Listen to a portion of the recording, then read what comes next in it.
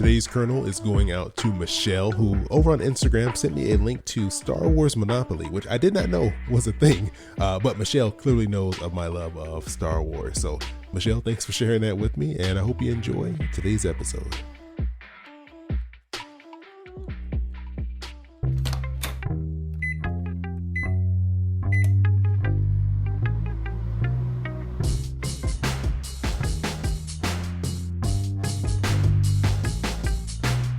Hey, this is Chris. Hope you're doing well, and welcome to Popcorn Finance, the show where we discuss finance and about the time it takes to make a bag of popcorn. Now, I don't know if you're like me, but I've been seeing a lot of news, a lot of stuff online about inflation. People are concerned about the inflation that seems to be pending in our economy. Before we even get into more about that, inflation just refers to the general rise of prices over time. Things just get more expensive as the years go on, kind of like how a house used to cost $5 and a pack of gum, and now it costs, $2.5 million for a one-bedroom home. Things tend to just get more expensive over time. I mean, housing is definitely one of those extreme cases of rising prices, but things typically get more expensive. But I think the one thing that doesn't get discussed a lot is that inflation doesn't affect all things equally. What's interesting, though, is that there are things that have actually gotten cheaper relative to our income over time. For example, TVs. Even if I think back to my childhood, TVs were extremely expensive. I remember the thought of getting a big screen TV was a luxury. Like no one had, I think I maybe knew one person who had what we would call a big screen TV. And those things were like, 5,000 pounds and took up your entire living room. Where now you can walk over to any store these days and buy a very large TV for a relatively small amount of money.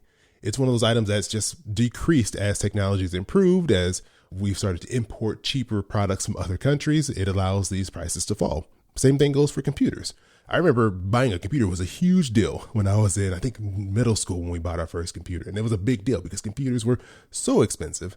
Not that they're necessarily cheap in all forms. There's some computers that are definitely more expensive than others. But we have things like Chromebooks and very inexpensive laptops that you can buy now that, prices have fallen overall for these items.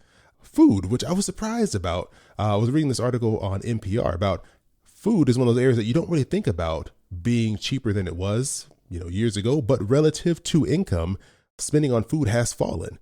And I found this piece from this quote from the article that I want to share. It said, proportionate to our income, food has actually declined dramatically since 1960, according to a chart recently published by the U.S. Department of Agriculture. The chart shows that on average, the share of income spent on food fell from 17.5% in 1960 to 9.6% in 2007. And so it's actually risen a little bit since then. It's just under 10% as of 2013, which is the last date contained in this study. I was very surprised to see that food overall, as part of our budget, proportionately has shrunk. And then lastly, clothing. Clothing is also one of those items that's gotten cheaper over time. So this just gives you an example of, yes, inflation does cause, on average, things to increase. And typically the Federal Reserve, which is responsible for the country's monetary policy, the way we handle money in the country, they're always aiming for around 2%. But that doesn't mean that all items increase by 2%. There are some cases where things will get cheaper over time. But just like there are items that have gotten cheaper over time, there are things that have gotten much more expensive relative to inflation over time. So, for example, housing. I don't think I need to go into too much detail when it comes to the way in which home prices have risen dramatically. Just even in the past year, we've seen home prices skyrocket, and they've definitely outpaced what we consider normal inflation. Education, the cost of college in particular, has gotten so much more expensive. And then lastly, healthcare. This is another area that I'm sure we've all felt the pressure and the force on our budgets of these rising costs. So there are items that increase at a much faster pace than inflation. And so I'm giving these examples of things that have decreased, things that have increased drastically, just to show that inflation isn't this flat percentage that we just expect all things in our lives to get more expensive by every single year. It's more of some things get drastically more expensive, some things get cheaper, some things rise slowly in price. But inflation is a complicated thing, and it's not just something that we can apply a flat percentage to. After a quick break, we're going to take a look at inflation, and specifically the fears around inflation, and I'll discuss if we should even be concerned about this topic. You're listening to this podcast because you want to make better decisions about your money. But one area of our finances that most of us neglect is what happens after we die. If you have children or pets, own property, or want to decide how you're cared for in a medical emergency, you need a will or a trust no matter how old you are. I'm always looking for solutions to help make tackling these financial tasks easier, and that is why I decided to partner with Trust and Will. At trustandwill.com, for as little as $39, you can nominate guardians for your children, determine who gets your stuff, and plan for future medical care in as little as 15 minutes. And you get 10% off plus free shipping by visiting trustandwill.com/popcorn, or just go and click the link in the show notes. As always, I like to use anything before I recommend it here on the podcast. That's always very important to me. And I was able to take a super short quiz on trustandwill.com to determine what type of document I would need, and they walked me through the entire process step by step. And did you know that if you die without a will or trust, each state has its own set of rules for how your assets are handled? They'll actually go in and freeze all of your assets until every detail is sorted out. And then the courts get to decide who gets your money, and you have no say at that point. And so that's why it is so important to create a plan on your own terms. Trust and will documents are designed by estate planning experts and customized for the state you live in.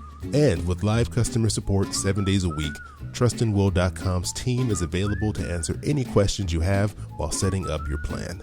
So to gain peace of mind and finally set up that will or trust you've been thinking about, head to trustandwill.com/popcorn and get 10% off plus free shipping of your customized legal documents. Again, that's trustandwill.com/popcorn. Inflation. Should we be concerned? We're hearing it in the news all the time these days. Is it a real threat? For me, based off what I've been reading and some of the other reports I've been listening to, I think we're kind of like in a wait and see situation here.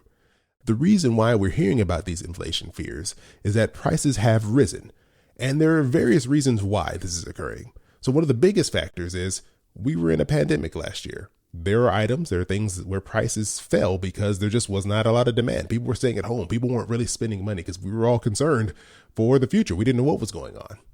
But then in addition to that, the supply chains, meaning like the manufacturing process, the people who manufacture and mine and collect and put together the pieces that go into the food we eat, the clothes we wear, the cars we drive, the computers, everything like that. Those processes were interrupted because some factories had to just shut down because of COVID protocols. It wasn't safe for all their workers to be there. In other cases, they just slowed things down or just stopped producing certain items because they thought there wasn't going to be a demand.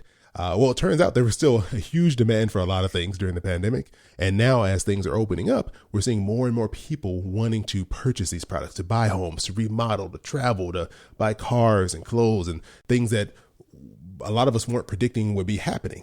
And so what's happened in this situation is that these manufacturers now are scrambling to get everything back in place to start building these items in a quantity that can meet the demand that's out there. And since there's still going to be a lead up to this process, we're still waiting for these manufacturers to get back on track. Prices are rising because there's not as much of these goods available. And when there's not as much quantity, when the supply is down on an item and demand is high, prices typically go up because people are willing to pay more to get something that's in short supply, you can say. Kind of like the eBay effect, I almost like to call it. When something's really popular, you really want it and it's hard to find, people are willing to put out more money to get it. And so for all of these factors, the Federal Reserve, they're taking a wait and see approach.